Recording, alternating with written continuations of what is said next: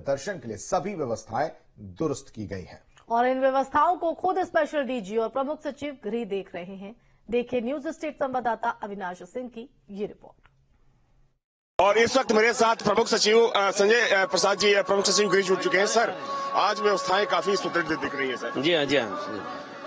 क्या कुछ व्यवस्थाएं आज अलग से की गई है? अब बैरिकेडिंग वगैरह की व्यवस्था की गई है और लोगों को अपना सामान रखने की व्यवस्था कराई जा रही है।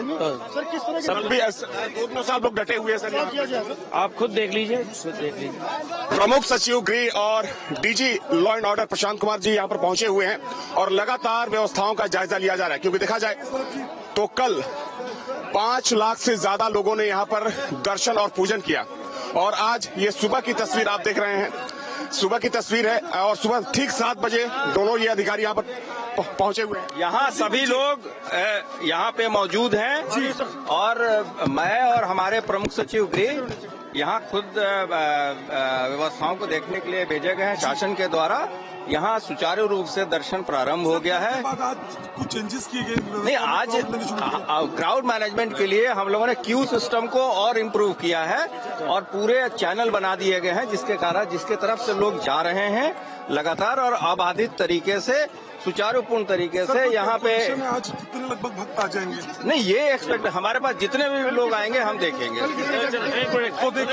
तो देखिए DG law and order Prashant Kumar बता रहे थे कि आज क्या कुछ व्यवस्थाएं की गई हैं, क्योंकि देखा जाए तो कल जिस तरीके से जन सैलाब यहाँ पर उमड़ा उसके बाद कुछ दिक्कतें भी हुई, चूंकि जन्मभूमि परिसर का जो ये पूरा इलाका है, चूंकि यहीं से प्रवेश द्वार है और कल यहाँ पर श्रद्धालुओं की भारी भीड़ जमा हो गई थी, जिसके बाद कुछ अव्यवस्था भी यहाँ पर देखी गई। हालांकि कल चूंकि ये दोनों अधिकारी यहाँ पर पहुंचे थे, इन्होंने मोर्चा संभाला और शाम में खुद मुख्यमंत्री पहुंचे। उसके बाद सुरक्षा को लेकर, व्यवस्थाओं को लेकर एक बैठक की गई और उस बैठक में तय किया गया कि जो क्यू सिस्टम है उसको इम्प्रूव किया जाएगा और साथ में जो सुरक्षा कर्मी है, चाहे हम रैपिड एक्शन फोर्स के जवानों की बात करें, यूपी पुलिस के जवानों की बात करें, उनकी संख्या बढ़ाई गई। और उसके बाद आप देख सकते हैं कि दूसरा दिन है प्राण प्रतिष्ठा के बाद, जब यहाँ पर व्यवस्था काफी सुदृढ़ दिख रही है और लाइनों में जो श्रद्धालु हैं वो मंदिर के अंदर जा रहे हैं और दर्शन और पूजन कर रहे हैं। देखा जाए तो पहले दिन 5 लाख से ज्यादा लोगों ने राम मंदिर में दर्शन किया, लेकिन माना जा रहा है कि जैसे जैसे दिन आगे बढ़ेगा श्रद्धालुओं की तादाद और ज्यादा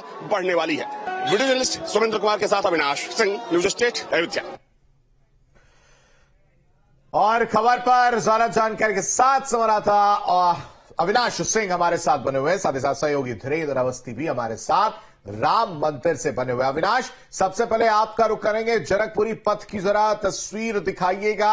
आज दूसरा दिन है, किस तरह से उत्साह श्रद्धालुओं में, साथ ही साथ क्या दिशा निर्देश प्रशासन की तरफ से?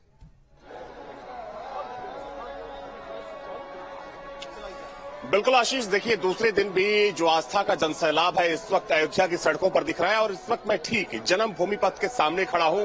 सबसे पहले आपको तस्वीर दिखा दूं कि सुबह चूंकि 7 बजे से मंदिर का कपाट खुला है, चूंकि सुबह सबसे पहले यहां पर रामलला की आरती की गई और उसके बाद आम श्रद्धालुओं के लिए कपाट खोला गया और देख सकते हैं कि 8 बज रहा है, लेकिन एक लंबी कतार यहां पर श्रद्धालुओं की देखी जा रही है। और चूंकि ये जो तस्वीर देख रहे हैं ये तस्वीर है जन्मभूमि पथ की तस्वीर है। यहां से तकरीबन 700 मीटर की दूरी पर रामलला विराजमान है और सुबह 5 बजे से ही लोग यहां पर जमा होने शुरू हो गए थे और सुबह 5 बजे से ही यहां पर लाइन लग गई थी। 2 घंटे तक लोगों ने यहां पर इंतजार किया रामलला के दर्शन के लिए और इस वक्त ये तस्वीर देखिए जन्मभूमि पथ की तस्वीर है। हालांकि देखिए आज व्यवस्थाओं में काफी परिवर्तन किया गया है, क्योंकि अगर कल की बात करें तो कल जिस तरीके से जन सैलाब उमड़ा उसकी वजह से कुछ व्यवस्थाओं का भी सामना करना पड़ा। प्रशासन के पसीने छूट गए थे भीड़ को कंट्रोल करने के लिए, लेकिन कल जो बैठक हुई सुरक्षा को लेकर और व्यवस्थाओं को लेकर, चूंकि कल खुद मुख्यमंत्री शाम में पहुंचे थे और उन्होंने अधिकारियों को निर्देशित किया कि कहीं से भी कोई दिक्कत श्रद्धालुओं को दर्शन करने में नहीं होनी चाहिए। उसके बाद क्यू सिस्टम को यहाँ पर डेवलप किया गया और जन्मभूमि पथ की बात करें तो जन्मभूमि पथ के अंदर जो बैरिकेड्स हैं उनको और ज्यादा मजबूत बनाया गया और साथ में बल्लियां लगाई गई। ये जो सामने चूंकि फॉग बहुत ज्यादा है, फॉग की वजह से जो विजुअल्स हैं, जो तस्वीरें हैं वो क्लियर नहीं है, लेकिन फिर भी दिखाने की कोशिश कर रहे हैं कि जो सामने से आप देख रहे हैं कि भीड़ जा रही है। उसके बाद देखिए मेरे साथ यहाँ के एसपी सिटी जी हैं मधुबन जी। सर, क्या कुछ व्यवस्थाएं आज आप लोगों ने की है?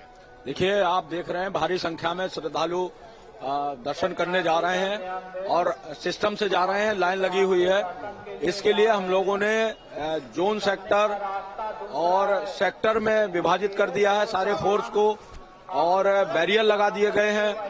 अलग अलग स्थानों पर पुलिस का डिप्लॉयमेंट कर दिया गया है और सिस्टम से उनको खड़ा करके श्रद्धालुओं को दर्शन कराए जा रहे हैं। उनका जहां सामान जमा होना है वो प्रॉपर जगह है। लोग बाग अपना सामान जमा करके भगवान श्री राम के दर्शन कर रहे हैं और दूसरे रास्ते से अपना सामान लेके वापस आ रहे हैं। यहाँ से जा रहे हैं और निकासी का रास्ता जो हनुमानगढ़ी का यहाँ से जा रहे हैं और निकासी का रास्ता उनका 3 नंबर क्रॉसिंग बनाई गई है, जहाँ से वो लोग वापस आ रहे हैं और स्मूथ व्यवस्था चल रही है। तो देखिए, एसपी सिटी ने हमें समझाया कि आज क्या कुछ व्यवस्थाएं यहाँ पर की गई हैं और देखा जाए तो कल के मुकाबले आज बहुत ही आराम से जो श्रद्धालु हैं वो अंदर जा रहे हैं और दर्शन और पूजन कर रहे हैं। हालांकि देखिए, देखा जाए तो आज भी लंबी कतार है। एक बार मैं आपको फिर से तस्वीर दिखा दूं कि जो श्रद्धालु हैं उनका जो रेला है वो लगातार यहाँ पर चला आ रहा है। और चूंकि देखिए, दिन चढ़ने के साथ साथ जो श्रद्धालुओं की संख्या है, जो तादाद है, और ज्यादा बढ़ने वाली है। और वैसे में प्रशासन भी यहाँ पर पूरी तरीके से मुस्तैद दिख रहा है। हालांकि माना जा रहा है कि आज भी जो श्रद्धालुओं की संख्या होगी मंदिर में दर्शन करने वालों की, वो लाखों में पहुंचने वाली है। जी बिल्कुल अविनाश, आप हमारे साथ बने रहिए, आगे भी आपसे तस्वीर देखेंगे। हमारे साथ धीरेन्द्र अवस्थी हमारे सहयोगी राम मंदिर से लाइव बने हुए हैं। जन्मभूमि पथ से लगातार जो श्रद्धालु है वो राम मंदिर की ओर रुख कर रहे हैं। धीरेन्द्र, अब 8 बज चुके हैं, ज्यादा समय यहां पर हो चला है, तो अब क्या तस्वीर राम मंदिर से सामने आ रही है? देखिए, बिल्कुल आज मैं तस्वीरें आपको दिखाएंगे। सुबह जब यहां पर हम आए थे, ठंड बहुत ज्यादा थी, लाइन भी काफी ज्यादा लगी थी, क्योंकि मंदिर की कपाट खुलने से पहले ही श्रद्धालु यहां पर पहुंच गए थे। क्योंकि कल जो तस्वीरें थी, उन तस्वीरों को देखकर लोग सुबह यहां पर लाइन लगाने के लिए पहुंच गए थे, दर्शन करने के लिए पहुंच गए थे। लेकिन आप देखिए, चूंकि लगभग 8 बजे का समय हो गया है, जो लाइन लगी है उसमें ज्यादा क्राउड नहीं है। श्रद्धालु आ रहे हैं, अंदर जा रहे हैं, दर्शन कर रहे हैं। ये लाइन देखिए, काफी व्यवस्थित तरीके से यहां पर अब श्रद्धालु अंदर मंदिर के दाखिल हो रहे हैं और 10 से 15 मिनट में श्रद्धालु दर्शन करके बाहर आ जा रहे हैं। ये जो मुख्य गेट है, यहां से श्रद्धालु अंदर जा रहे हैं और हनुमानगढ़ी की तरफ से उन श्रद्धालुओं को बाहर निकाला जा रहा है।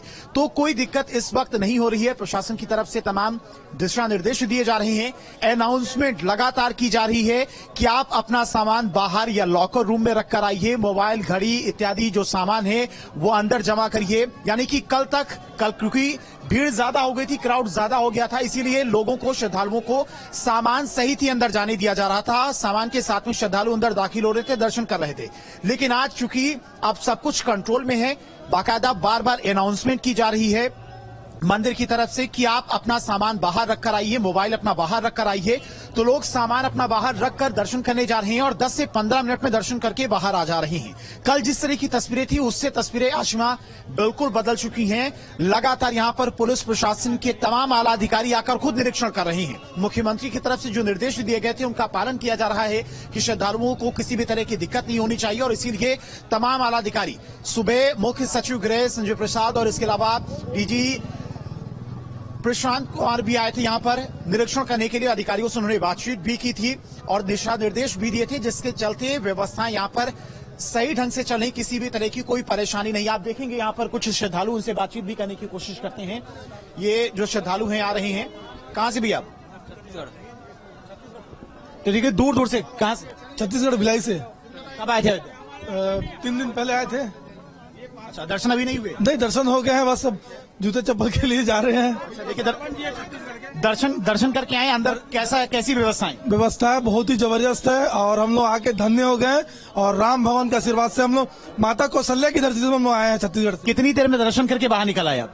आधा पौन घंटे, बस, ज्यादा नहीं। यानी कि ज्यादा समय आज नहीं लग रहा है, जैसा कल था। बहुत बढ़िया व्यवस्था आज का है। और विनोद भैया ये भी कुछ बोलेंगे जी। कहाँ से? हम छत्तीसगढ़ से, भिलाई से हैं। और यहाँ की व्यवस्था तो अभी कल परसों ही यहाँ का प्राण प्रतिष्ठा हुआ और आज इतनी अच्छी व्यवस्था है कि लोग कतारबद्ध तरीके से दूर से ही प्रभु का दर्शन हो रहा है, राम जी का। ये हम लोग के लिए सौभाग्य की बात है। इसके लिए आदरणीय मोदी जी और योगी जी को बहुत बहुत धन्यवाद कि आज यहाँ प्रभु राम जी का भव्य मंदिर बना और आज हम लोग दर्शन करने आए यहाँ पर। आप भी साथ में? जी।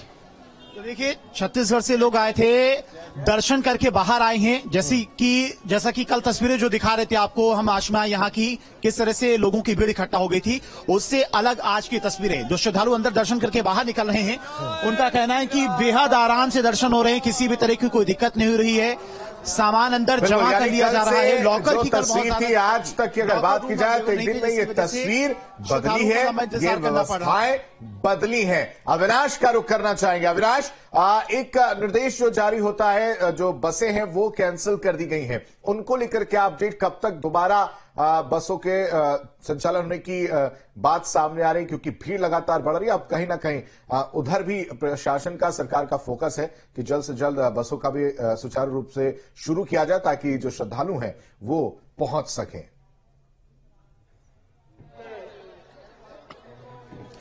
देखिए, जहां तक सवाल बसों के संचालन को लेकर है तो प्राण प्रतिष्ठा से पहले यानी कि 20 जनवरी की रात से ही जो संचालन था उसको पूरी तरीके से बंद कर दिया गया था और जो अयोध्या की सीमा थी उसको सील कर दिया गया था।